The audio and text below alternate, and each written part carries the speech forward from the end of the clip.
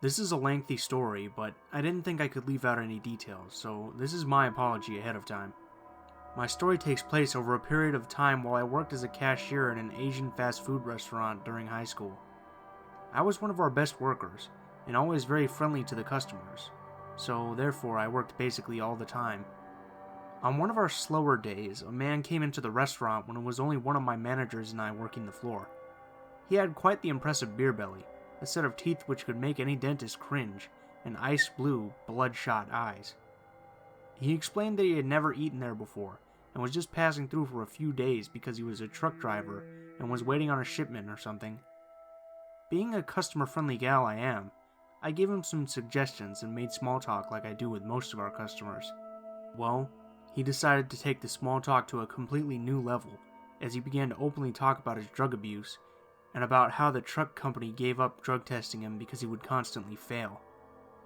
Oh, okay, nice. Being reasonably freaked out, I eventually got him away from the cash register and got him to sit down at a table. I usually stayed behind the cash register and busied myself, but because we weren't busy, I served all the food and cleaned all the tables, and therefore it was easy for him to keep making conversation with me. He kept asking me random questions about places he could visit to pass his time, and whatever else he could think to talk about. Along with that, he prolonged his visit there by constantly ordering cups on cups of our wonton soup. Arguably because it's pretty good soup, but I'm almost positive it was because he wanted an excuse to talk to me. Once he finally left, my manager and I joked about how strange he was and then continued on with our night. The following day we were extremely busy during lunch hour, and I was working on overdrive trying to get through to a long line of people. I was completely preoccupied when, lo and behold, my drug addict trucker friend comes up to my register. He told me how much he enjoyed the food the previous day, and also how much he enjoyed my company. Major red flag. Before he left to find a seat, he told me that he would definitely be back up at the cash register to talk to me again and order some more wonton soup. Great. Needless to say, I avoided the shit out of him the entire time he was there. Even though he kept trying to speak to me whenever I passed and was constantly looking around the restaurant for me, I stayed the hell away from him. A little bit later, my intimidating badass manager and I were at the cash register doing our thing, when I couldn't help but notice him constantly looking at our entrance. All of a sudden, he left the cash register in a hurry. When he returned, I asked him what that was all about, and he proceeded to tell me that my good pal kept entering in and out of the restaurant and pacing outside of our windows looking at me, so he left to go tell him to fuck off. At this point, I'm so scared I can't even contain myself. Being an avid reader of this subreddit, I immediately thought the worst. Shaken up, I completed my night at the restaurant, but I was reassured when I remembered that it was his last day in town, and that he lives in New York, which is pretty far away from the Midwest where I live. I truly believed this would be the last encounter with this creep. Months had passed, and I had put the incident in the back of my mind, when all of a sudden you-know-who walks up to the door higher than a kite. My stomach dropped, and the hairs on the back of my neck stood up. He stepped right up to the cash register, and immediately told me that my haircut looked really good. I'm literally pissing myself at this point. I said thank you and asked what he would like to order. He ignored my question and just kept repeating to me, "You don't remember me?" over and over again.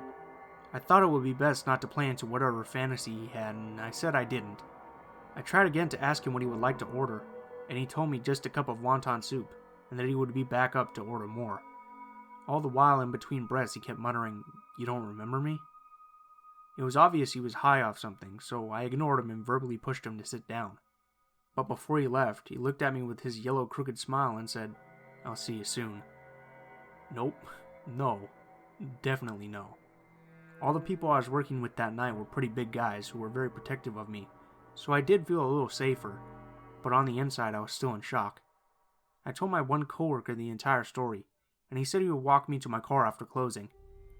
Oddly, the man left pretty much without saying a word to me his entire visit, which didn't settle well with me at all. When 9 p.m. hit and I was done, my coworker upheld his promise and walked me to my car. As we were walking, we heard an angry voice muttering closely behind us, along with steps gaining speed. In no time, my coworker turns around and pulls out his pocket knife, waves it for him to see in the dark, and screams at the man to fuck off or else he will slit his throat. All of a sudden, the man freaked out, turned around, and sprinted in the opposite direction. My coworker continued to walk me to my car, and calmed me down, seeing as I was extremely shaken up. I drove home completely paranoid and hysterical, in utter amazement of what could have happened to me. For other reasons, I quit my job soon after, and have since never seen that disgusting man again. But to this day, I cannot help but feel uneasy whenever I pass a truck, and to this creeper's delight, I will, in fact, never forget him. So this happened earlier this month.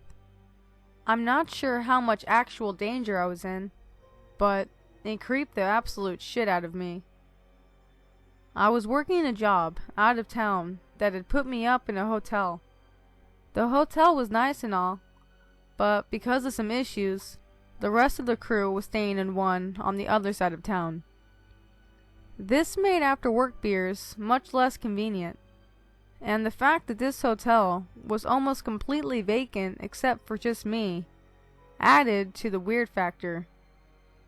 Anyway, about 3 days into the gig, I'm too tired to meet up with everyone else, but not too tired to drink a beer in the hotel hot tub, which I proceeded to do by myself, like some sort of lonely, wet alcoholic. I'm feeling pretty good, and slightly buzzed, after a relaxing soak, and I'm drying off when I hear this sound. It's very hard to describe, kind of like a bulldog struggling to breathe or something. Very animalish. And since the hot tub area was outside, I'd start looking around, expecting to see a wounded raccoon or something. To my surprise, the source of the noise came rounding the corner, and it was a dude. A shirtless, shoeless, super jacked dude with long hair and crazy eyes. Like the kind of eyes that say, I'm out of my mind, or on something, or both. And he's snapping at the air like a dog, and making those weird animal sounds. Now, I'm also a dude, and while I'm not a pacifist, I'm also not a fan of getting into fights with crazy people after getting half a buzz in a hot tub on a work night. So I just start discreetly putting my shirt on, trying not to acknowledge the weirdo or make eye contact, and I exit on the opposite side of the caged-off pool area. As I'm exiting, I sneak a quick glance at my new friend, and I see him pulling a harmonica out of his pocket. I hear him begin to play it as I'm fast walking away. Then it got weirder. I turn a corner and have to walk along one side of the building and across the courtyard and turn another corner to get to the elevator that will take me to the safety of my room. As I'm going, I hear this harmonica song getting louder and louder. I'm looking around, expecting to see him behind me, but I don't see him anywhere. The music keeps getting louder and louder, and my head is on the goddamn swivel as I finally get to the elevator. I slam the button, and as the door opens, the music suddenly stops. I think that scared me more than anything. I turned around, ready to see him jumping at me, but there was nothing. I backed into the elevator and punched the button floor like it just made fun of my mom. Got up to the third deck and just about sprinted to my room. As the door was slamming behind me, the music started again. I sat there with the deadbolt bolted and could hear the harmonica on and off at various volume levels throughout the night. This happened around 9:30 or so, and the last time I heard it was around 2 a.m., shortly before I finally fell asleep.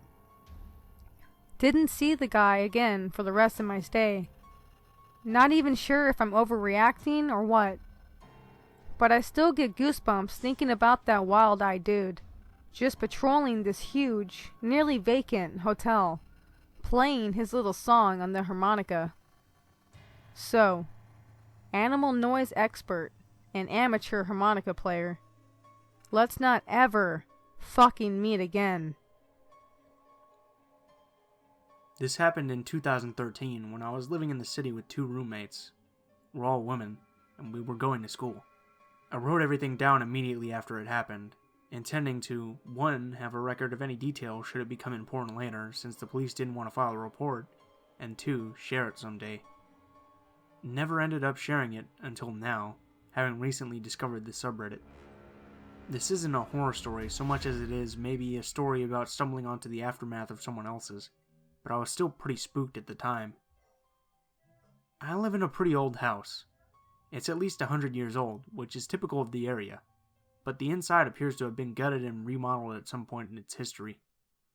Mostly that translates to weirdly sized closets, but it also meant that there was no pre-designed space for the water heater to go. Putting it in the house would have sacrificed space in one of the closets, so they installed it and the heating system under the house in a crude, dirt-floored crawl space. This became relevant last month, when a city utility worker needed to get to my hot water heater. The sole entrance to the crawl space is out back, under the little deck we share in the neighboring unit. It's a little wooden door padlocked shut. It had been padlocked since I had moved in. I don't even think I knew it was there for the first couple of months. So I called the rental company and they sent a guy over who unlocked it but didn't look inside. When the utility worker arrived sometime later, it was already getting dark, so I went down with her just in case she needed me to hand her anything. I felt kinda bad that she was out after standard working hours, and about to crawl into the cramped, dirty, and undoubtedly spidery space under my house. She opens the little door, shines her flashlight inside, and goes, "Well, that's kinda creepy." Since she just told me she was used to crawl spaces and not scared of them, I started to get pretty uneasy, and fervently hoped that we had not just discovered a body. I'm not gonna lie, I had been low-key expecting to stumble onto a corpse since I was like 5. With that in mind, what we did find was actually kind of underwhelming. Inside the cramped space under the house, lit by the tech's flashlight, was an improvised camp setup, a sleeping bag on a stack of filthy foam camping mattresses, a suitcase spilling clothes out on the dirt, a clothesline hung with yet more clothes, food and drink wrappers, and stacks of newspapers. She was surprisingly chill about it. I wanted her to get out immediately so that we could call the police. Not because I thought anybody was still in there, but because I was worried the improvised camp under my house might constitute some kind of crime scene. I was pretty confident that it must be old. We'd had a home invasion a couple months ago, so we'd all really been vigilant. And I figured that since we kept irregular schedules and parked out back, we'd have seen a squatter coming and going. There was also no smell, due to a couple of stupid decisions earlier in my youth. I'd discovered people squatting in an abandoned building before, and they'd always had the odor of stale urine. But she'd insisted that since we had the door open, she'd go in and get the heater working again. I probably should have insisted, but she honestly didn't seem that disturbed, and I figured she knew what she was doing.